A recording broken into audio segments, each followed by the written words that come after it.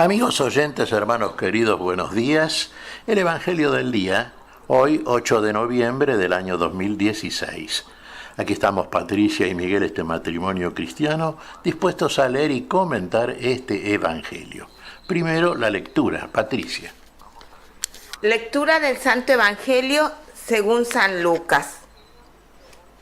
El Señor dijo: supongamos que uno de ustedes tiene un servidor para arar o cuidar el ganado.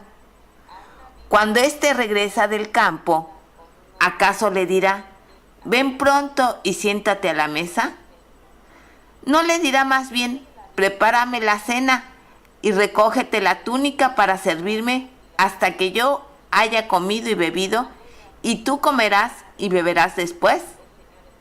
¿Deberá mostrarse agradecido con el servidor porque hizo lo que se le mandó? Así también ustedes, cuando hayan hecho todo lo que se les mande, digan: somos simples servidores, no hemos hecho más que cumplir con nuestro deber.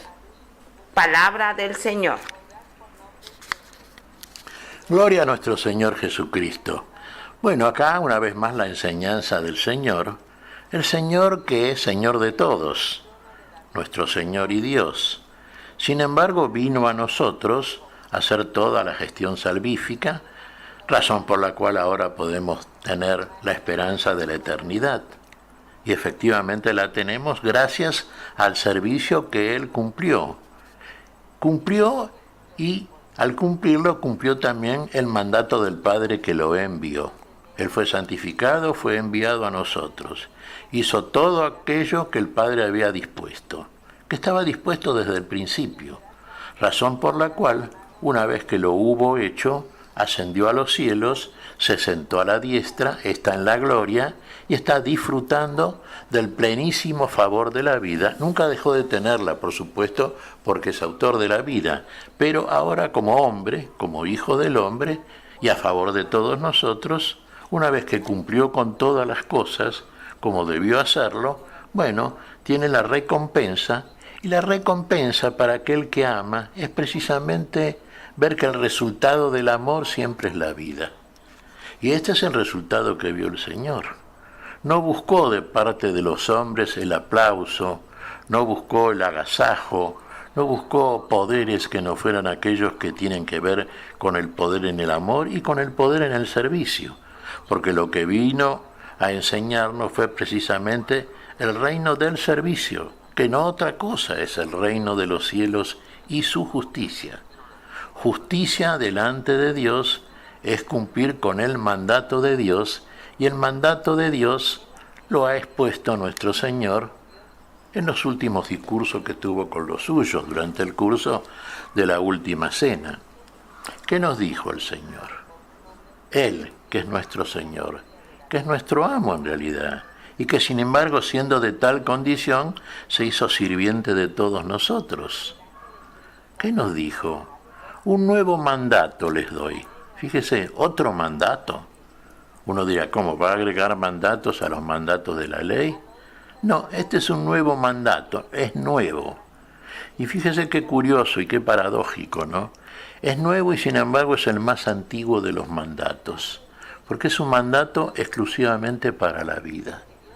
Sin ese mandato, la vida en nosotros no se puede consumar, porque precisamente en el cumplimiento del mismo, que tiene que ver precisamente con el servicio, no olvidemos que somos servidores, y en ese sentido un cristiano verdaderamente cumple su función mientras está en el mundo de la mortalidad, y en ese sentido cumplir con ese mandato es hacer todo aquello para las cuales cosas el Señor nos ha santificado y nos envía. ¿Cuál es el nuevo mandato? A los suyos, que se amen los unos a los otros, como Él nos amó. Fíjese, ahí está la medida del amor. Tantas veces repetimos la frase de San Agustín: la medida del amor es amar sin medida. Y diríamos que la medida del servicio que se hace por amor, también es servir sin medida. sin ponerle un precio, digamos, sin ponerle un límite, sin decir hasta aquí cumplo con mi deber, más aquí de esto ya no, porque no es mi deber hacerlo. No, el deber del amar o del amor es amar. Y amar sin medida, dijimos. Bueno, no podemos decir voy a amar hasta aquí, porque el amor de suyo no tiene un límite. El amor es universal, el amor es eterno, el amor es la vida. Y el reino del servicio es el reino del amor. Y a esto vino el Señor. Esto vino a enseñarnos. Y nos enseñó fundamentalmente con su ejemplo. No fueron simples palabras, meros conceptos o exposiciones así discursivas. No, fueron acciones siempre concretas por parte del Señor. Y lo vimos que en todos los actos que produjo mientras estuvo con los hombres, en todas las circunstancias el Señor se puso al servicio. Fíjese este servicio, por ejemplo, ¿no? Que uno diría, bueno, es un poco exagerado. Lavó los pies de los suyos. Él que era el Señor de todos, le lavó los pies a todos los que eran y debían ser y somos ahora. Pero ahora lo entendemos y al entenderlo nos agrada el tener que llevarlo a cabo. Él tenía que ser servido como lo que verdaderamente era, como el Rey, como el Señor, como el amo de todos. Sin embargo, asumió la actitud que tenemos que asumir nosotros. Ve, ahí está el ejemplo concreto de aquel que no se ajusta simplemente a palabras, sino que aquel que con los gestos y las actitudes concretas está mostrando cuál es el verdadero camino de aquel que dice amar a Dios, servir a Dios, de aquel que dice amar al prójimo y servir al prójimo. Claro, si usted sirve al prójimo, recuerde, tanto usted como todos los seres humanos, la creación favorita de parte de nuestro Dios, son muy amados por el Dios de todos. Lo llamamos Padre Nuestro. Nos ama tanto como un padre ama a sus hijos. ¿Lo llamamos Padre Nuestro? Sí, efectivamente lo es.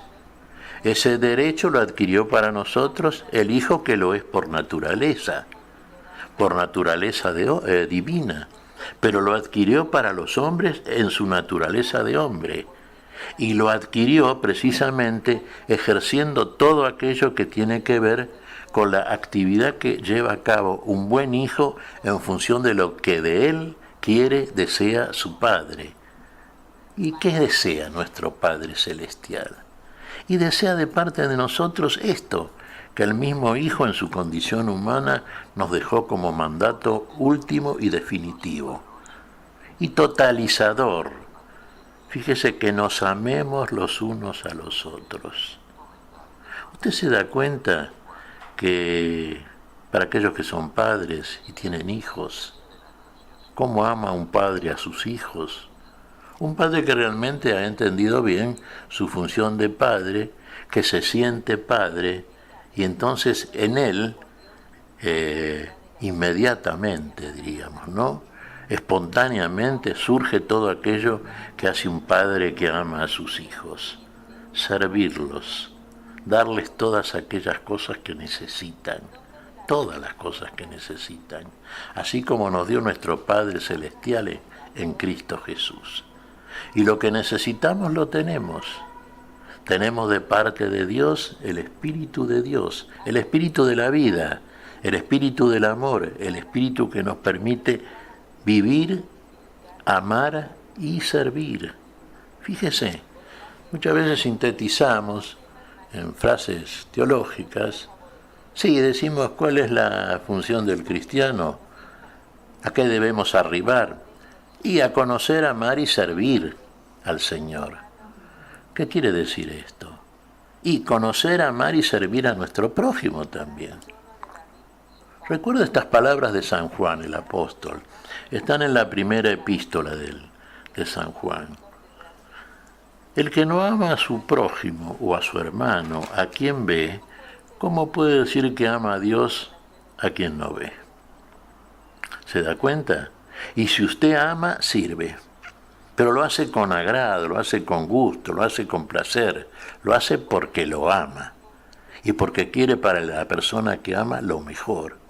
Y lo mejor es darle todo aquello que necesita en función de lo que necesita y del tiempo en que lo necesita.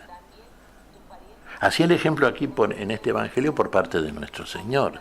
Sí, claro, una vez que el servidor ha venido de cumplir con su tarea, poniendo en caso, por ejemplo, desde el punto de vista de la costumbre social humana, cuando un servidor venía, hacía lo que tenía que hacer, bueno, no buscaba que le diera las gracias el Señor, ni que se mostrase agradecido por todo lo que había hecho, porque en realidad no había hecho más que cumplir con su deber.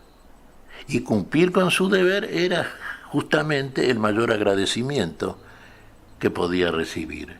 Saber que tenía que cumplir un deber y cumplió con ese deber. Ahí ya está para él la satisfacción de todo lo que ha hecho. Así en nosotros también.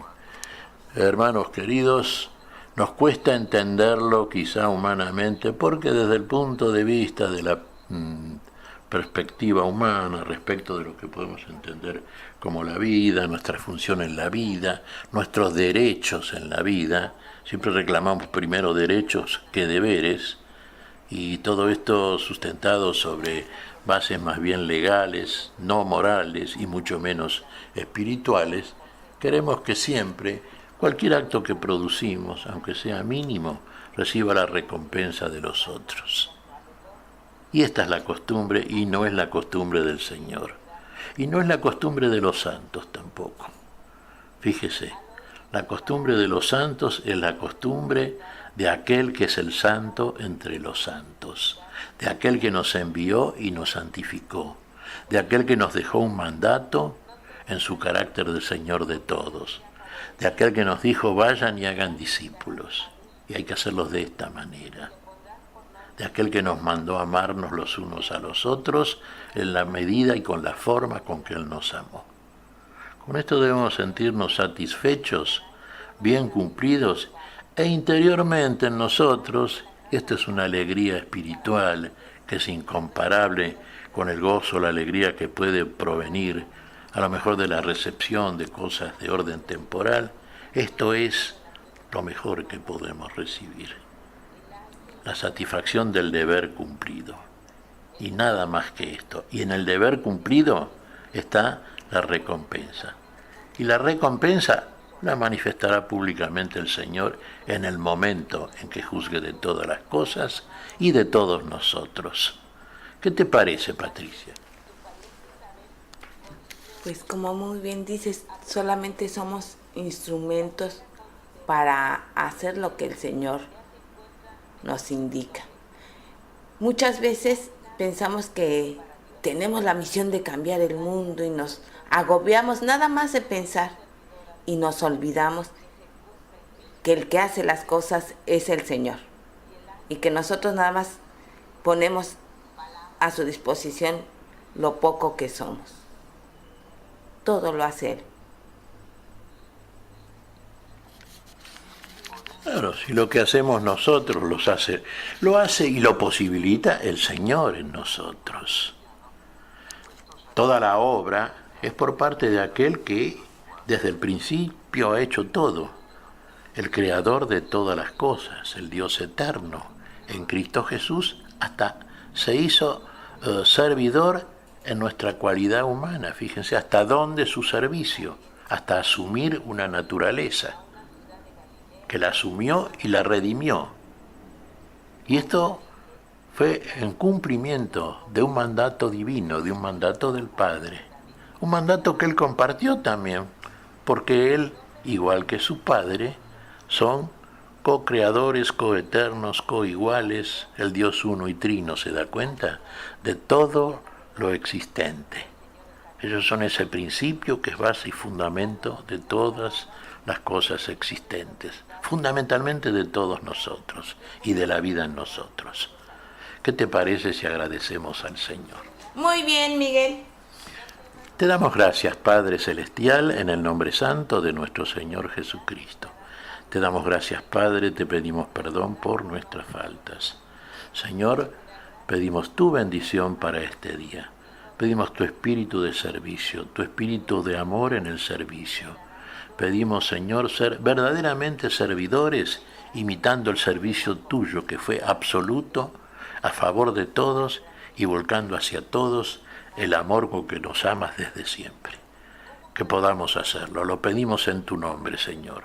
Por Jesucristo nuestro Señor. Amén y amén. Amén. El Espíritu Santo descenderá sobre ti y el poder del Altísimo te cubrirá con su sombra. Por eso, el niño será santo y será llamado Hijo de Dios. También tu pariente Isabel concibió un hijo a pesar de su vejez, y la que era considerada estéril ya se encuentra en su sexto mes, porque no hay nada imposible para Dios. María dijo entonces: Yo soy la servidora del Señor, que se cumpla en mí lo que has dicho.